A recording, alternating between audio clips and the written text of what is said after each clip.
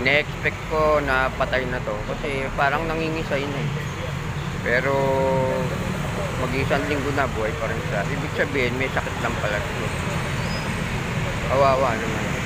Pero expected ko anytime pwede na rin itong matigo. Ayan, kawawa.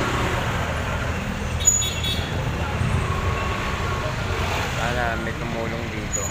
Dito lang ito sa gasolinahan sa Palati. Ito yung pangalan ng gasolinahan. Yan, yun ang gasolinahan. At nandito lang siya sa tabi ng puno. Sana may umampun dito para hindi nagpahuli ang lahat. Mabuhay pa to na matagal. Yan ha. Kaawa-awa naman. Parang hindi na ito kumakain at umiinom. Yan. Like, share, and follow nyo lang sa mga gustong makatulong dito sa atin na to.